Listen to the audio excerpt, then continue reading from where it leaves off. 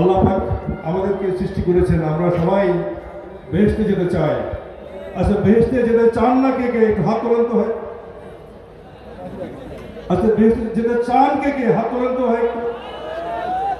বাস আল্লাহ, আলহামদুলিল্লাহ। মানে আমরা সবাই বেহেশতে যেতে চাই। আচ্ছা, আল্লাহ পাক বলছেন যে লোক শিরক করে আল্লাহ তার জন্য জান্নাতকে হারাম করে দিয়েছেন। বলছেন কি না? কোথায় বলছেন? কোরআন শরীফে বলছেন, অনেকবার বলছেন। দেখেন, শিরক কাকে বলে জানেন? যে আল্লাহর সম্মান, সিজদা আল্লাহর প্রাপ্য।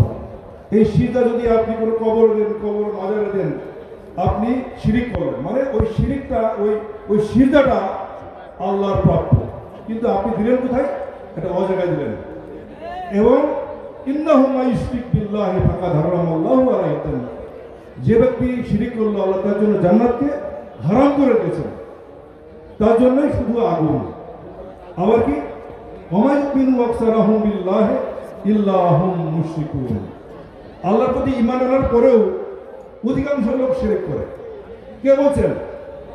আল্লাহ পাক বলছেন, আল্লাহর প্রতি ঈমান আনার পরেও অধিকাংশ লোক শিরক করে, এবং যে শিরক করে আল্লাহ তার জন্য জান্নাতকে হারাম করে দিয়েছেন।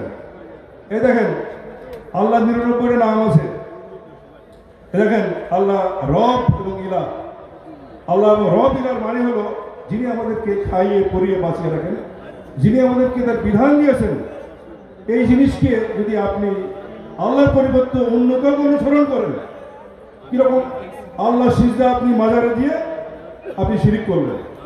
আল্লাহর বিধানকে আপনি অমান্য করে অন্য নেতা নেত্রীর আইনকে মানলেন।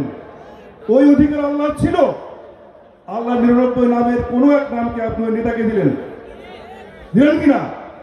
কোরআন শরীফ এভাবে বর্ণনা করে, আল্লাহর আইনকে, আল্লাহর বিধানকে যারা অমান্য করে মানুষের তৈরি মত এবং পথকে যারা গ্রহণ করে, আল্লাহর ওই সিজদা আল্লাহর প্রাপ্য ছিল, ওই আনুগত্য আল্লাহর প্রাপ্য ছিল। আপনি সেই আনুগত্যকে যদি অন্য কোথাও দেন, কোরআন শরীফ এটাকে শিরক হিসেবে আখ্যায়িত করে। তাহলে আপনার জন্য জান্নাত হারাম হয়ে গেল। আপনি যত বড় পাগড়িধারী হন, যত বড় লম্বা জুব্বাধারী হন, আল্লাহ পাক জান্নাতকে হারাম করে দিয়েছেন। দেখেন, আব্দুল্লাহ ইবনে উবাই, এই লোক মদিনায় ছিল, তার বিরাট পাগড়ি ছিল, মাথায় গায়ে বিরাট জুব্বা ছিল। এই লোক মৃত্যুবরণ করার পরে আল্লাহ পাক সূরা তাওবা 80 নম্বর আয়াতে বলছেন তার জন্য কোনো ক্ষমা নাই।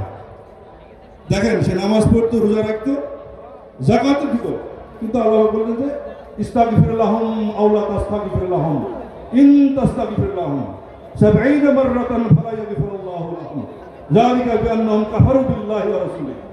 বলছেন যে তার জন্য তুমি ক্ষমা চাও বা না চাও, 70 বার ক্ষমা চাও, তার কোনো ক্ষমা নেই, কারণ সে আল্লাহর রাসূলের সঙ্গে সে গাদ্দারি করেছে। আমাদের সমাজে অনেক নামাজি লোক দেখবেন, আল্লাহর দ্বীনকে তারা গ্রহণ করে না, তারা সরিয়ে রাখে, তারা শিরিক করে। শিরিকের কোনো বেহেশত আছে? বেহেশত নাই। কে বলছেন? আল্লাহ পাক বলছেন, ইন্নাহু মান ইউশরিক বিল্লাহি ফাকাদ হারামাল্লাহু আলাইহিল জান্নাত। যে ব্যক্তি আল্লাহর সাথে শিরিক করলো, আল্লাহ তার জন্য জান্নাতকে হারাম করে দিয়েছেন। ওয়ামাওয়াহুন নার, তাদের জন্য শুধুই আগুন। আল্লাহর জন্য নির্ধারিত সিজদা যদি কবরে দিয়ে আপনার শিরিক হয়, আল্লাহ নির্ধারিত আইনকে অমান্য করে অন্য নেতানেত্রীকে যদি আপনি সে আনুগত্য প্রদান করেন, আল্লাহর সম্মানকে তাকে প্রদান করেন, আপনি শিরিক করছেন। দেখেন, কোরআন শরীফে এইভাবে আখ্যায়িত করেছেন। কোরআন শরীফ আপনি আল্লাহকে সম্মান করলেন। শিরিকের মূল কথা হলো আল্লাহর প্রাপ্য সম্মানকে আল্লাহর পরিবর্তে অন্য কোথাও প্রদান করা হলো শিরিকের মূল সংজ্ঞা। আপনি যদি কোরআনের দৃষ্টিকোণ থেকে ঈমানকে যাচাই করেন, তাহলে ওয়া ইউমিনু আকসারুহুম বিল্লাহি ইল্লা হুম মুশরিকুন। আল্লাহ পাক বলছেন সূরা ইউসুফে 106 নম্বরে আয়াতে যে আল্লাহর প্রতি ঈমান আনার পরেও অধিকাংশ লোক শিরিক করে। এই কারণে আমাদের সমাজে বহু লোক এরকম আছে, তারা মাথায় টুপি আছে, লম্বা জামা আছে, পাগড়িও আছে অনেকের, কিন্তু আল্লাহর দ্বীনকে তারা গ্রহণ করে না, অন্য দ্বীনকে তারা পছন্দ করে। এইগুলোকে আল্লাহ পাক শিরক হিসেবে আখ্যায়িত করেছেন এবং তাদের জন্য জান্নাতকে হারাম করে দিয়েছেন। আজকে আমরা আত্মসমালোচনা করি, ঈমানকে যাচাই করি কোরআনের আলোকে, ওই সমস্ত হুজুরের কথা শুনবেন না, কোরআনের কথা শুনবেন। কোরআন কি বলেছেন, আল্লাহ রাসূল কি করেছেন, এই হলো ঈমান, এর বাইরে কোনো কিছু নেই। সবাইকে ধন্যবাদ জানিয়ে আমার কথা শেষ করছি। এবং আমি আমাদের তাজুল ভাই, উনি যে সুন্দর প্রোগ্রাম নিয়েছেন, আমি ওনার প্রোগ্রামের জন্য 50,000 টাকা দান করতে চাই। যাতে এই কাজটা সহজভাবে সুন্দরভাবে হয় আর কি। এবং আমি আশা করি এবং দোয়া করি তাজুল ভাইয়ের এই ধরনের প্রোগ্রাম যেন আরও বেশি বেশি করতে পারে। এবং আমি আরও আহ্বান জানাই অন্য ভাইদেরকে, আপনারা এই মহতি কাজে আপনারা প্রাণ খুলে এবং হাত খুলে দান করবেন। সবাইকে কথা বলে শেষ করছি। খোদা হাফেজ। আসসালামু আলাইকুম ওয়া রাহমাতুল্লাহি ওয়া বারাকাতুহু।